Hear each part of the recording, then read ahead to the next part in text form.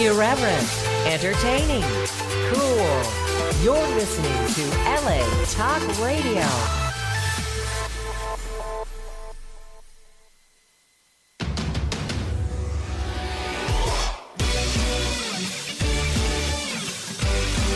You're listening to Jenny's Real Talk on the Block with Jennifer DeVoe, only on LA Talk Radio. What's up, all you readeraholics? This week on Jenny's Real Talk on the Block, LA Talk Radio, Channel 1, iHeartRadio, iTunes, SoundCloud, Spreaker, Sonos. What else the hell are we on? I don't know. Oh, we are now on... what the hell they say that? We're now syndicated on Amazon Alexa devices. Amazon. And Google Play. Google Play. Google Play Music, Google Play Store. Yes, this is awesome. I am excited. We're on almost everything. And we're about to be on TuneIn. Cross your fingers. So lots of shit going down. Fingers is crossed. Lots of things going down. Today on Jay's Real Talk on the Block, we will have author and humorist j-jaye-gold coming in the house. Like him already. We already have... I'll introduce you to second husband, my husband James Muse, co-host. Hold on. You are on the air with Jay's Real Talk on the Block. I see you couldn't wait to call in. Who is I speaking with? Hi. I'm trying to speak with Sonia Hardy. Is she still on the air? No, sorry. But, if you want to talk to us later, you can. No, just kidding. What type? Was she there already? Yeah, she's already been on the air, yes. But it was a wonderful show. I see. She's a great lady. Oh, she's a wonderful person. I just wanted to say hi to her. She's not there no more? No, she just got done her show. But I will forward the message on for her. Okay, would you tell her Beverly Allen called and that I love her songs and her new album? I will tell her that, yes. Okay, thank you. You're welcome. Bye. Go tell Sonia Allen out there that, what was her name? Yeah. So go tell her. Beverly Allen. Yeah, what was her name? Yeah, go tell her that she likes her. Anywho, so, I'm sorry. I'm not. I feel bad. I'm trying to pass on messages. I'm sorry, but she was very popular, and I can't wait to have her on our show here soon. Maybe we can lock her down for November 29th. Yeah, that'd be nice. So call in, Elizabeth Allen. Call in on... that was Beverly. Beverly Allen. Yes, there we go. Whatever. Yes, yeah, your name. Yes. Beverly, I can't remember. Anyway, I can't remember what I was doing. Shouldn't get high before the show. Anywho, so... You get high before every show. I do. So anyway, this is... They turn out fine anyway. They do. This is the co-host. That's true. This is the co-host, James Muse. What's up, baby? Co-host and co-owner of Get Real Global Entertainment. Yes. What goes to produce this wonderful show called Jenny's Real Talk on the Block. Yes. On all those wonderful things. So iTunes, iPad, i everything, and Amazonian, yes, Jungle.com, and all that. Jungle.com, Jesus. And SoundCloud, Thunderstorm. You're probably on Jungle.com. I'm sorry, did that sound like a racist joke? I don't know. I've never been in the jungle. Except off of La Brea. The jungles don't count. It has a lot of trees. Crazy. Was that Baldwin Hills over there? The jungles near Baldwin Hills. It sounds like a dangerous spot to live. It is. Jesus Christ. Okay. Anyway. I'm sorry. Did you pass on the message for Beverly Allen? We figured that one out. Beverly, yes. To Sonia. Yeah. Yes. Okay, cool. And was she happy? She was happy. Oh shit! I gotta turn your mic on. I had number 3 on, but not number 4. I'm sorry, my bad. Silent Giggle speaking. Okay, Silent Giggles in the house, a.k.a. Tashina Saunders. What's up? Now she can actually have a seat this week. Yes, I really do. Pretty much every week is taken up by a bunch of guests. Yeah. A whole bunch. We are very popular. We can't help it. Very. Last week on the show was Society One. Mm-hmm. We'll be going to see them in December. Was it December 23rd at the Viper Room? They'll be playing. So we'll go check them out for their last show of this year. Mm-hmm. Before they go on to more projects. And they got they got something else coming up in November, wasn't it? Yeah, they had something in November. Yeah, something big. I think he was going to a movie premiere last week. Yeah, he was talking about that. Yeah, Matt Zane, Lord, Matt. Lord Zane. Lord Zane. Lord Zane. I like that. I thought that was cool. But thank you to Maxwell Carlisle, D.B. Karloff, Jordan Mitev, and Matt Zane, Lord Zane, for being on the show last week. We appreciate you. And we look forward to seeing you guys in December. So lots of great stuff going on. And let's see. So excited. I know. Let's see, November 17th, we're going to go see Slant play with Puddle of Mud at the Whiskey. So that's going to be a good show. I see the Puddle of Mud's been at the Whiskey quite a bit lately. Oh, good. Yeah. So we get a lot of great concerts and events, things coming up. Let's see. What do we got next week? I'm trying to think. October 25th. Oh, next week is Slant. Speaking of Slant, what up, Slant? The band Slant. They're awesome rock band. You guys are going to love them. Really, really good sound. So they will be on next week, October 25th. I'm glad I finally got them locked down. I got some more bands I need to lock down, but basically we've got Hurt in the Heartbeat coming on November 1st. Oh, all right. November 8th, we've got j-jaye-gold. Okay. Oh, that's funny. We got j-jaye-gold on the show today. Yeah. Author and humorist j-jaye-gold will be on the show today, and her name is Maya J. Gold. That's awesome. Probably no relation, but well, he's a white dude, and she's never know. I mean, Agent Johnson, Special Agent she looks Johnson. No relation. She looks maybe biracial. Okay, well, I think she, yeah. Same dad. They could. No, I'm just saying. No, he could plausibly be her father if he's, if he slept with a black woman, it could be his kid. Oh, I'm just saying the coincidence. Yeah. The coincidence. Yeah, Yeah. might be. She's a very young woman. She's like in her 20s. Oh, okay. But she's coming out with an album, and she's going to be on the show talking about her projects and her songs. So we got that, and then we got a lot of stuff coming up. A lot of really great artists and people coming up soon. So be prepared to have fun with Jenny and JJ and Silent Giggles. As long as she's in town and not with her girlfriend, Belinda. What's up, Belinda? What's up, Belinda? What's up, Belinda? In Palmdale. Boom, boom, Belinda. California. Well, it is for Tashina. Boom, boom, boom, boom. The lesbian, yes. Blesbian. I'm trademarking that word. Better. Just like I'm trademarking, what was the other one? Woma. A weed coma. I got everybody calling it a Woma now. Oh, we had a few of those. Yeah, we've several just this week alone. I'd like to go in one later after the show. But here in a couple minutes, we've got j-jaye-gold calling in about his new book that he's got coming out. It's out, but he wants to talk about it. It is called Just in Time. His first name is Justin, so that's where the J comes from. J.Jaye and then gold. But yes, he is been a best-selling author. He's a humorist, and he's going to talk about some of his experiences in his field. But the book is called, it's technically Just in Time, Autobiographical Stories from an American Spiritual Master. An American spiritual master. Yes. Oh. 20 years after the release of his best-selling memoir, Another Heart in His Hand, A Spiritual Anomaly, the enigmatic j-jaye-gold, J is for Justin, has resurfaced with 3 books in 2016.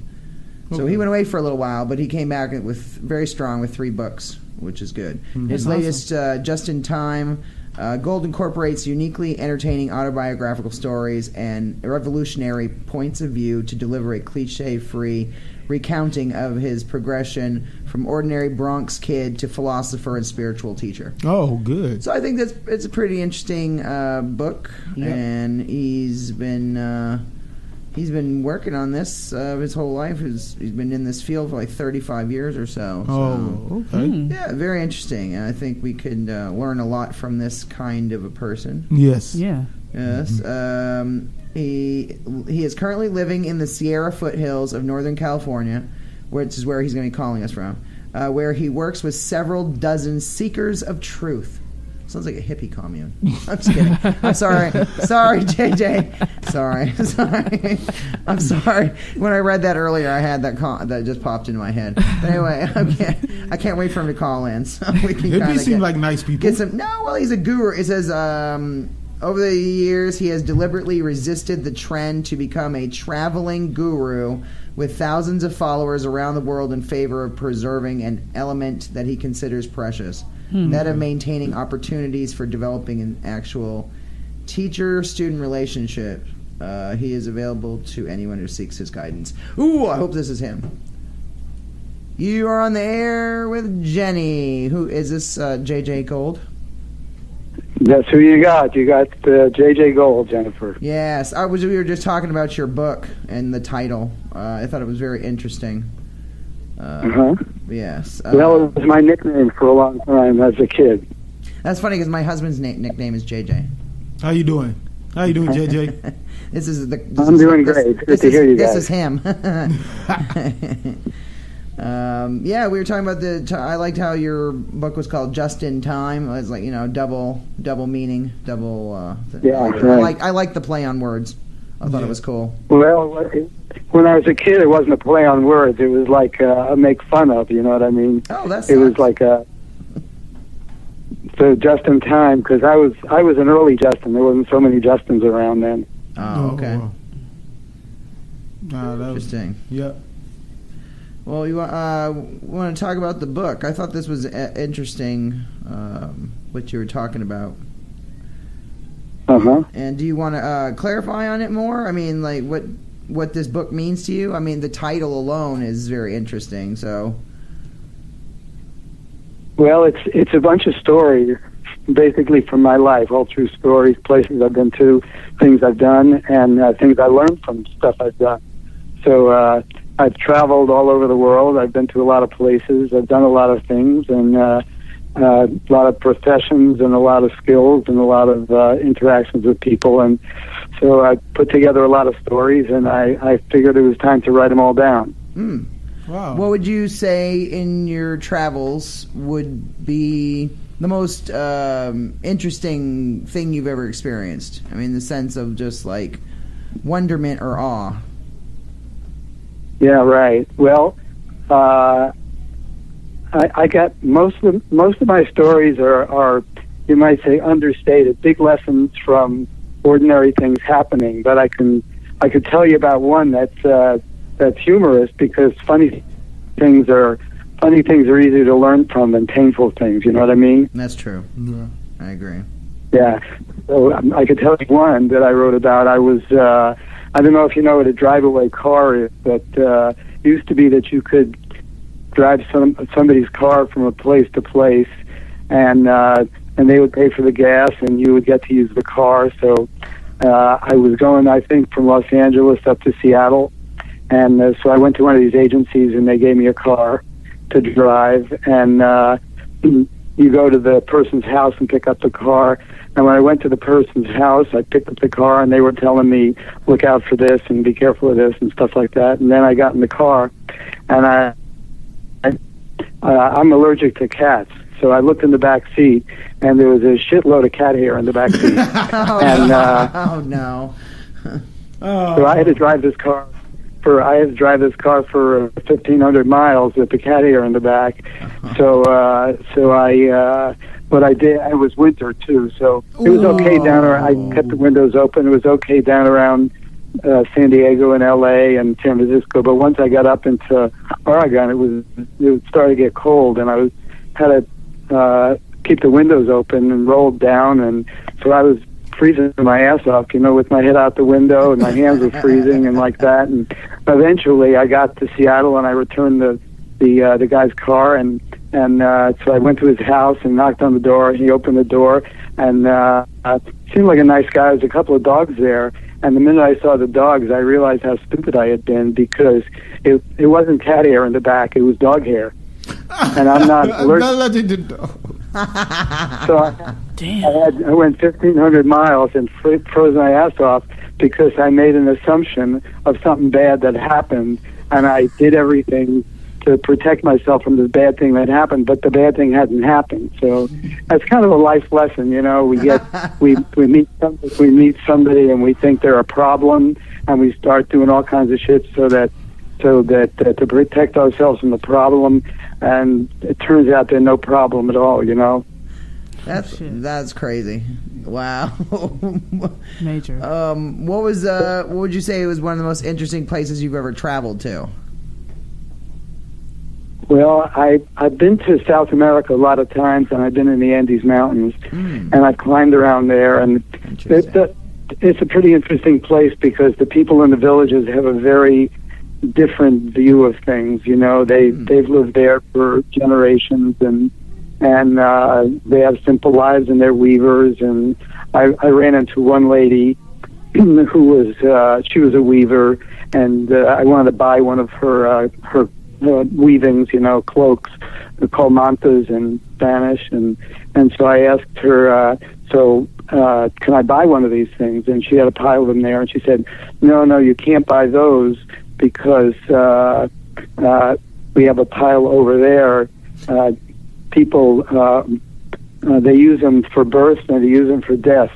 Oh.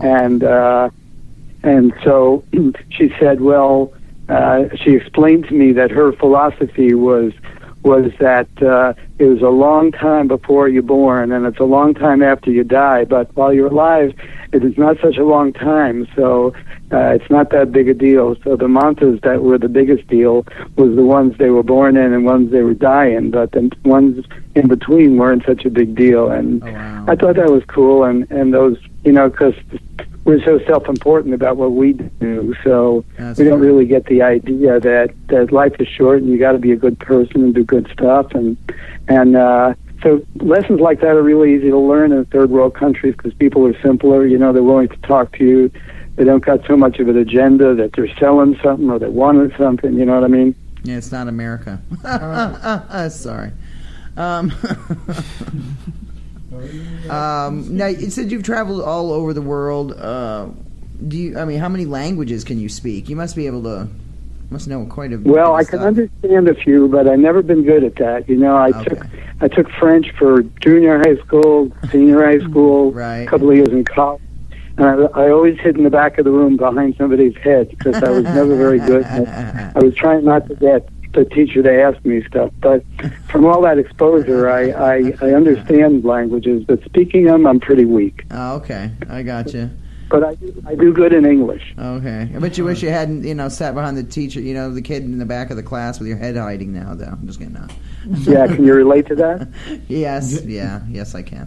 Most people. But I was the egghead. I was the egghead that everybody copied off of, so, Oh, my gosh. I was just trying to stay away from the other children. No, I was kidding. You don't need to copy out my paper, bitch. No. That's my paper, not yours. No. I was the nerd. It is what it is. You turned out fine, baby. Yeah, I tried. Anyway, I did the best with what I had to work with. So anyway, you have a lot to work with. You have any questions, baby? I mean, I'm just thinking. Well, people copied off you, but it's nice to know stuff other people doesn't know because then you can help them out, when you want to, and that's the way my life goes now. I know some things just because of living and learning and paying attention, and people like to learn the things that I know, and that feels good. It feels good to pass on things. You know the expression, don't bogart that joint? Yes. No, yeah, I believe totally in the puff puff pass mantra, so we do, because we do that every day. Yeah. I was doing that before the show. Now I was looking at your press kit, which by the way is very very impressive. I like how you have it set up. Tell Matt he did a great job if he was responsible for any of that. At Paradam Press, is that how I say it? Paradam. Yeah. Paradam. Yeah. Okay. They're really good over there. I thought they do a great job over there. I was looking into them. But I was looking at your the book, about how you live in the North Hills? Was it the Sierra foothills of Northern California, where he works with several dozen seekers of truth. I thought that was interesting. Can you clarify on that? Sure. Yeah. Well, you know how it goes. You start off and you want to experience all kind of things, and I sure did. I traveled, and I was married, and I had a couple of kids, and businesses, and made some money, and all the things that you can do. And I did, and then it started to feel repetitious, if you know what I mean. Right. Like the next time I did whatever I did, it would just be a variation on the theme of what I did before. So I started looking around for what else a person can experience other than the repetition of getting more and doing more and more excitement and like that, and which is very cool. And the first part of life should certainly be involved in that, being bold and taking chances and like that. But eventually I wanted to find something else, so I met somebody, and that somebody started pointing in the direction of more of an inner experience and meditation and things like that. Okay. So I got involved in that, and I learned about that, and I studied that, and that's what I've been doing for a long time, and now I just pass it on. Oh, I like that. Like self-awareness or calming, or that's what it, like meditation, like personal thoughts about like going on through the day, or like some type of relaxing. Exactly. Yeah. If you're tense and you're worried, you ain't going to get much done. And there's no reason to be half the time, because you're just worried about something that's going to work itself out anyway. I mean, bad shit happens, for sure. Hurricanes happen and fires happen. And but a lot of the stuff that we worry about, it really is not happening at all. It's just, imagination. And it's good to be able to leave that behind. So that's true. It can be done. I like that. I just like the philosophies that that I was looking at, what you were talking about. Yeah, how you decided, you deliberately resisted the trend to become a traveling guru. I like that. Right. Well, if you know too many people, you don't get too much depth with anybody. And I like the depth more than I like the quantity. I like the quality more than I like the quantity. So I agree. That's what I do. I know a few people, and I like it that way. I like this on the back of your the book jacket. This is hilarious. It says the best birthday gift I ever received was the one I got the day I was born, a human body. I'm still unwrapping it.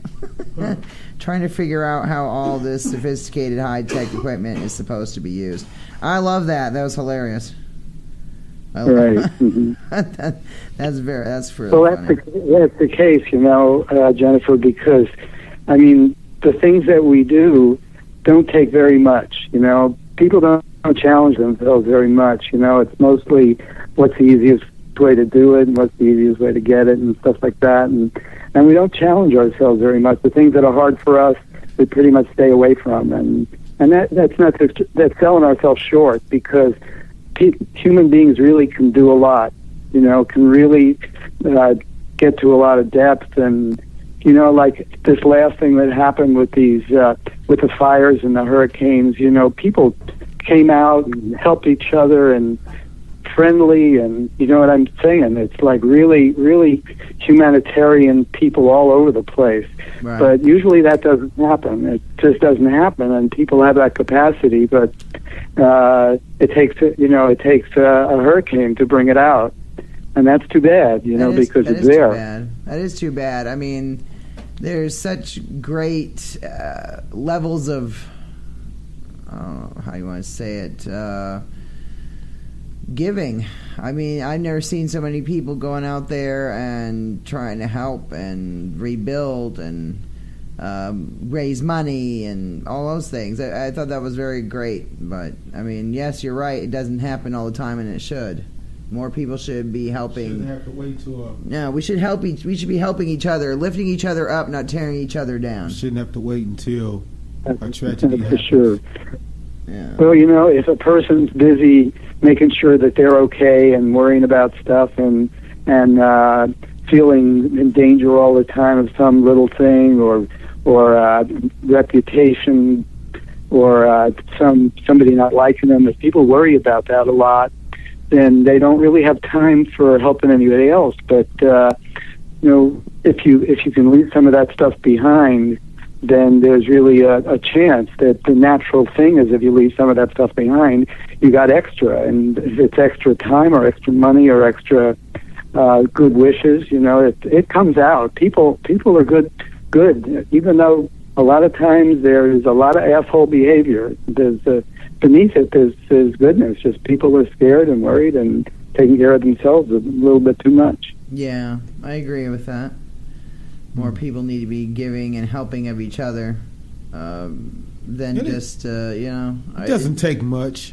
No, it doesn't. It takes 2 seconds out of your day to help a little old lady up when she fell. Yeah. It takes, it's not that much. It's not going to kill you. Someone is hungry. They like if you had a burger stand or something. Someone's like, "Well, I'm hungry." Just buy them something. Something as simple as that. Simple things. Yeah. So you come from where? From New England, no? I do. Yes, I'm from Maine. From Maine. Uh-huh. Yeah. My where husband's from a town in Canada called Woodstock is? I love my Woodstock.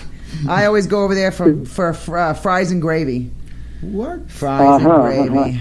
Yes. Woodstock. I was there when right I was over the a border. kid. I went on a canoe down the St. Johns River. Yes, that's nice. And we ended up in Woodstock, and my car broke down there, and so I ended up staying there for a week. I remember that place. If you went to Woodstock, then you had to have passed through Houlton, Houlton. Houlton. It's the last 2 stops on I-95 before you go through the Canadian border. So you would have had to pass by my town at least, from where I'm from, to get to Woodstock. That's awesome. I might have, but I think we were drunk at the time, so I don't remember. Oh, you... That's awesome. Yeah. There's a 3-story bar over there in Woodstock, so it might have been there.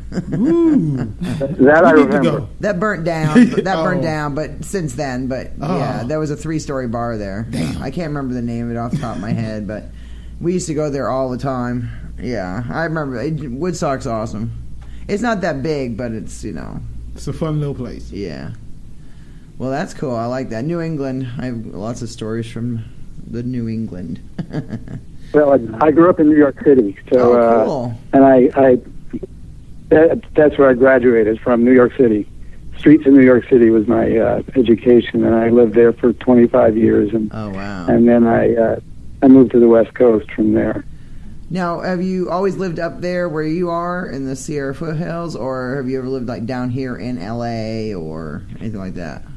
I was in L.A. for a while till I escaped. But till he escaped. But I was in New York, and that was my city time, and I really loved being in the city, and I really loved the action, and I lived in Manhattan and Greenwich Village, and I grew up in the Bronx, and I write a lot of stories about that in my book, about stuff I did in New York and things I learned, and little boxing, a little gambling, and different stuff like that. Hell yeah, we like both. Exactly. And then I moved out to California, and pretty much have been in California ever since. With a little time off up in Oregon, but mostly in California. Once you come out here, you don't want to go back. I'll go back to visit my family, but I'll never live in Maine again. I want to go to Woodstock. It's nice. Yeah, I'll take you over to Woodstock. Well, you gotta go see my family anyway. I'll take you over to. Well, you have to have a passport for Canada now, so you're screwed. Oh, jeez. You're not going to Canada, honey. Oh. Well, we can walk through the woods and get over across, and nobody will I ever can take know. a picture, can I? We can go through the woods. I know a place. Over the river and through the woods. No, seriously, there are places to get through, and they'll never find you. JRs. She said like I'm a runaway slave or something. Well, we need a passport to go over there, and I don't have one right now. No, it was called it was called JR's. The 3-story bar in Woodstock was called JR's. That's what it was. Yeah. No. Yeah. Well, what do you know? So do you like it better out here in California, or like it better out in like New York? I mean, no, who I was then liked it better then. In fact, when I left, it was kind of a challenge to leave. It was tough to leave because I was addicted to the action there and addicted. I really loved being there, and because you were young. Was in Manhattan. 24 hours a day, you can do stuff and like that. But when I was younger, that was very attractive to me to be part of that action. But then, now I like living in the woods a little better. And although I still travel a lot. In fact, in a couple of weeks, some of my friends and I are going down to Florida and hopefully give some stuff away and help out with some of the hurricanes were around Naples. Around Naples there, so I travel a lot, and I go to I go places. Yeah, go ahead. That's wonderful. That's very nice. I know the people will really appreciate your efforts. Yeah, well, a lot of stuff is covered, by the agencies and the churches. But you figure a lot of kids must have lost their bicycles. Right. Stuff like that. So that stuff doesn't get picked up by the governmental agencies. So we figure we'll go down there and find out who lost what and see if we can help out a little bit. Oh, that's really awesome. Nice. Yeah.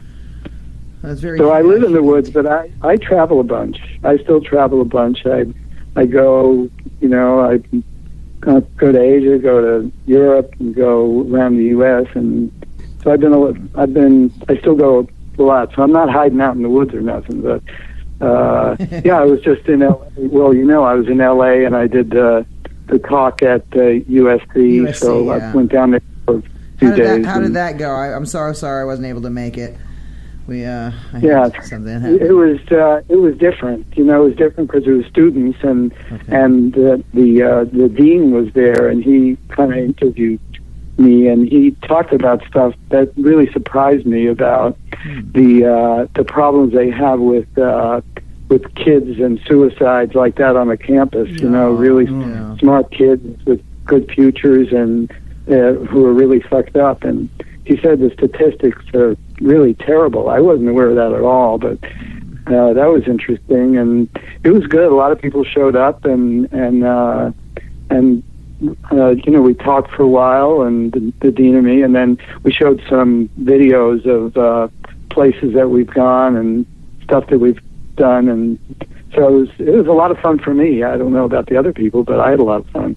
Right, that's good. I mean, I'm sure. Now, would you say the students were receptive to you, like to listen to some of the stuff you were talking about? Yeah, well, I've been to a lot of places and I've done a lot of things, so I don't feel like, maybe I'm a spiritual teacher, but I have not lived necessarily a cloistered life, so I can talk to pretty much anyone. I know rock and roll, and I know, I know drugs, and I know a lot of, I've experienced a lot of things. So, sports, which is big down there, USC is a big sports school, and so I can talk about that stuff, and so the questions were good, and it seemed like people were listening, and everybody wants to have a better life. Everybody wants to have less stress and see things in a different way and like that. So I thought it was cool. I thought it was good, and I had a few friends down there that are musicians, and we got together and jammed, and that was fun too, because music has been a big part of my life for my whole life, really. Starting from when I was 3 years old, I started playing the violin, but once rock and roll came around, I couldn't figure out how that fit in the violin fit in that, so I switched to playing I switched to the guitar and the drums and things like that. So that's pretty much, and piano. Well, so that's what I do now. Well, you'll be happy to know that violin can be used in rock and roll now. Led Zeppelin has done it, and as has Whitesnake. And Whitesnake did it. So you can always come back, Jay. We'll bring you back. Yeah. We'll assemble our own little band, and you can play the violin. Hell yeah! j-jaye-gold on violin. God, that'd be nice. Dude, that'd be cool. Or you can be our spiritual master. Oh yeah, that'd be cool. Well, we have a band up here, and we have a place that we get together, and it's all set up, and we play. We get together and play and jam and stuff like that. And cool. it's amazing how many people. They're not great at it, and I'm not great at it, but they like to get together and play. And that's a lot of fun. Basically pretending you're a rock star for 20 people rather than 2,000 people, and it's just a lot of fun. Hey, a lot of people like to go to those rock star camps. Those camps where you go at rock and roll camp and all that stuff. Oh yeah, yeah.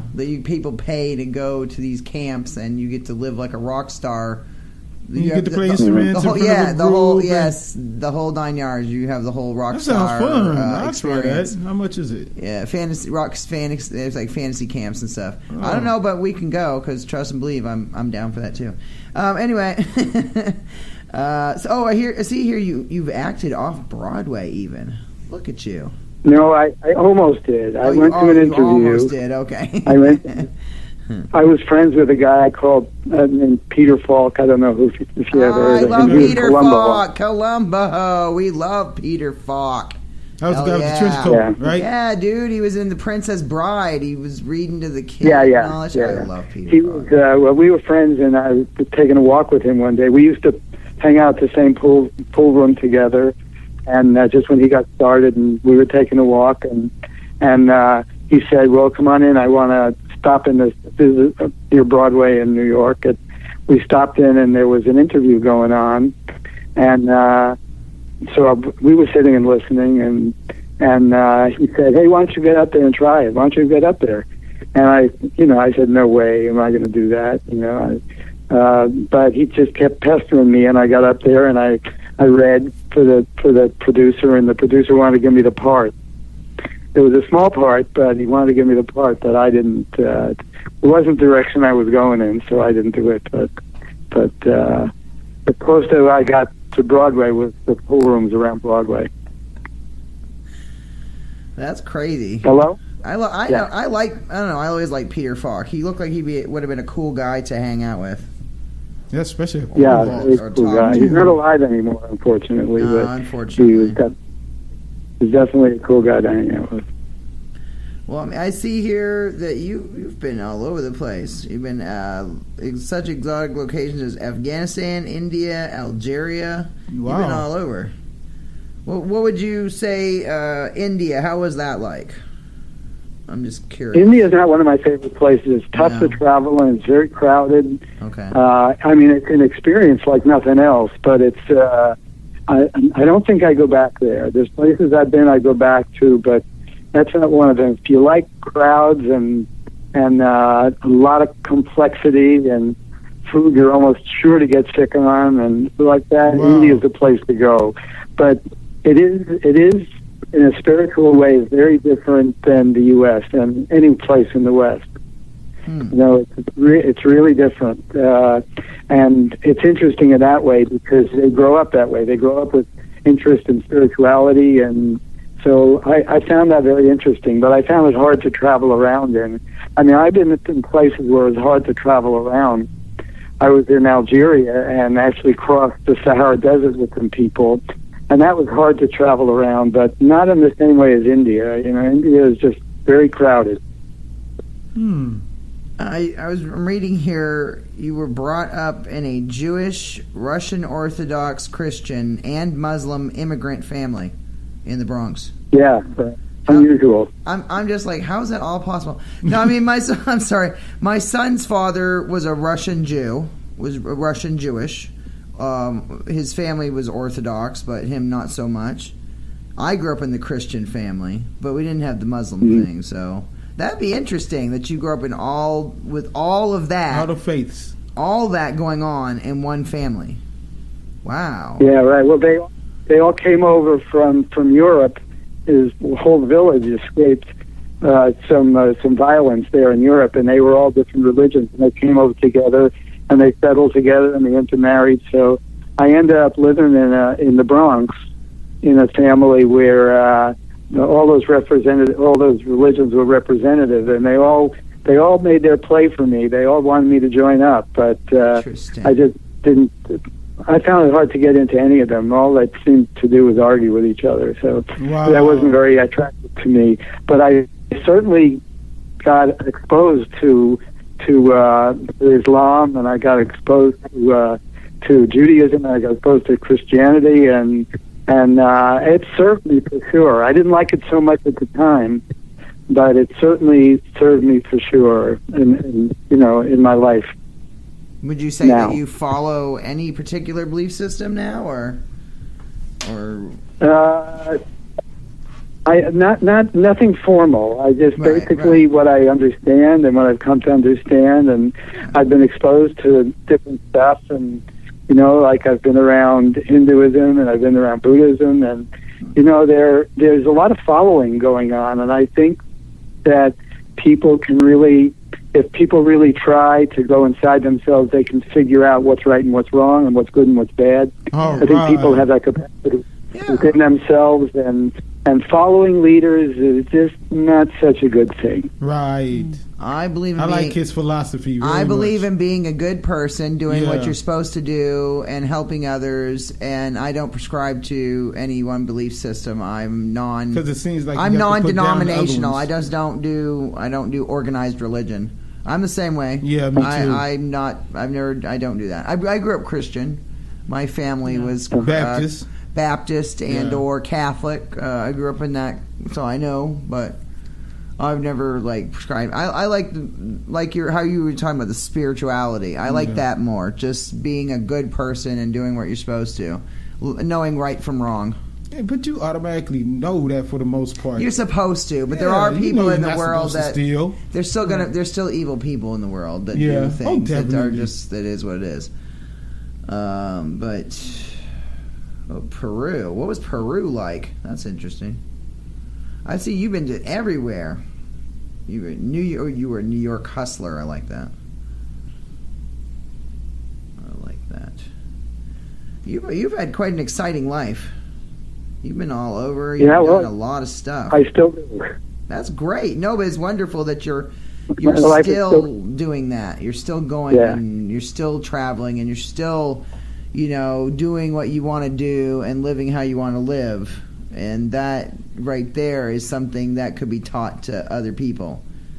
You're more mindful and more in the moment, and I think that's something right there that could be taught to other people, that other people should learn.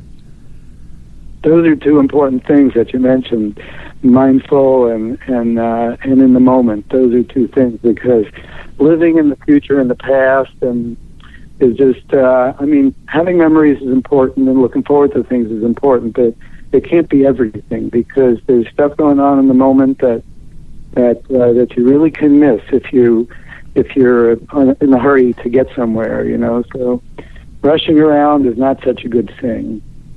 I wish I would have paid more attention to my children growing up. Yeah, how old are your kids? 14 and 19. Uh-huh. My daughter's 14. She lives in Maine. What up, Sammy? And my son, Chance, he's 19. He lives here in L.A. with me. Uh-huh. So, but yeah, I mean, just, when you're in the moment and you're so mindful and you're running around because you're always working or always doing something, then you're not paying attention, and then life passes you by. So I decided to move out to L.A. 5.5 years ago and prescribe to a different belief system. I decided that I was tired of, not living in the moment and having, doing what I want to do and being happy with it. So. That's good. Well, that's basically why I wrote the book, because, not to get rich or famous or anything like that, but because I had these stories that I write about. They're not like life and death kind of stories. They're not like there's no killings in them, and there's no car chases in them and stuff like that. But there are things that happen in a person's life that, if a person really looks and examine life in that way, a lot of things can be learned and makes everything better. And so the stories, some of them are funny and some of them are adventurous and some of them are really different. But that's why I wrote it down, because I figured, somebody will pick it up and get something out of it, because reading has been part of my life. I didn't start off as a reader, but once I started to read, I just crossed paths with people that weren't even alive anymore, and I learned stuff from them, and that really has changed my life. So I figured it's worth it to write something down. I have written 3 other books, but they were of a different nature. I wrote one book about financial espionage in Cuba, kind of like an adventure story, and that was fun to write. And then I wrote another book about my travels all over the world. Like it was fictionalized, but it used as a platform places I've been to all over the place and adventures. So I like writing, and I spend time doing that too. Well, thank you, j-jaye-gold, for being on our show today. This has been very informational, and I'd like to actually read the book. So I'm hoping Matt will send me over a copy, because it looks like it would be a very good read. So thank you so much. Definitely, I'll make sure he does. Thank you so much, and thank you so much for being on the show today. Thank you, sir. It has been a great pleasure. Right. This was awesome, and I really enjoyed talking to you. And I'm hoping that the listeners got something out of this, and I hope they pick up go and pick up a copy of Just in Time, and autobiographical stories from an American spiritual master. Go check that out. Go get a copy of that. Can they get it on like the Google Play Store or the Amazon or any of that stuff? They're on Amazon. Amazon? Okay. Go to Amazon, the bookstore, and pick up his book, Just in Time. And sure. Yeah, and it's a great read, so you'll be very pleased. Well, thank you so much for being on the show today, and maybe we'll have you on again in the future. All right, thank you, bye-bye, guys. Bye-bye. You have a wonderful day. Bye-bye. Cool. Bye-bye. That was great. That was awesome. I liked him. He's a very informative person. I like that. Yes, he is. Mm-hmm. Yeah, he's been all over the place and done so many things. Very well traveled and very well educated. And just the worldly stuff. Yeah. Not even necessarily from... He probably has stories that go... He can just... Yeah, that's great. He is a wonderful media... Wonderful media kit. We need to read that book. Wonderful media kit. And thank you, Matthew, from Bloom from Paradigm Press, for sending him over to us. We are very happy for that. Thank you very much. Thank you. It has been a great episode, as always. Yes. I hate always wrapping up at the end. Let me make sure I have the... Dang it. I always want to make sure I have the name right. I always just say Matthew. It's just his editor at Paradigm Press. Okay, anyway. So... I know I had that. Well, we have some people coming on next week, which I'm very excited about. Cool. We have the rock band Slant on next week. Right. I saw them play. Let's see, what was that? We saw them at the Whiskey. Really incredible show. I'm trying to think if that was the night. I think it was the night Orgy played. Yes, I believe it was the night. I believe it was the night. Or you weren't there. No, I wasn't. I believe it was the night Orgy played at the Whiskey. Okay. Not that long ago. It was just within the last couple of months. Really great show. Slant's incredible band. I was very, very impressed. And they were on stage. I was like, the second they got off stage, I was like, you need to be on my show. Here's my business card. Right. Yeah. So you need to be on the show now. Yeah. So. I finally got them booked for October 25th. So Slant on next week. You're gonna love these guys. Great music. We're gonna be playing some rockin' tunes next week. It's gonna be another great episode of Jenny's Real Talk on the Block, LA Talk Radio Channel 1, iHeartRadio, iTunes, YouTube, Spreaker, SoundCloud, Sonos. Now syndicated on Amazon, Alexa devices, and the Google Play Store. soon to be on TuneIn. So we're on damn everything because I work hard like a bitch. Anyway. Produced by Get Real Global Entertainment. Yes, just say it. Produced by Get Real Global Entertainment. LLC. Say it twice. There we go. See? It sounds It so was an echo. He sounds so nice, it said it twice. Anyway. Nice. Hopefully, we met Sonia Harley. Sonia Harley. Yeah. Rocker. She knows everybody, man. She hangs out with Guns N' Roses, and she knew Lemmy Kilmister before he passed and everything. Ooh. She has a table. Black lady. She has a table. She's awesome. But Yeah. a rocker chick. Dude, we need more chicks in the rock world. We really do. Thank you, Sonia Harley. And we look forward to having you on the show, hopefully November 29th. Ooh, for the Thanksgiving show, though, I'm excited about that one.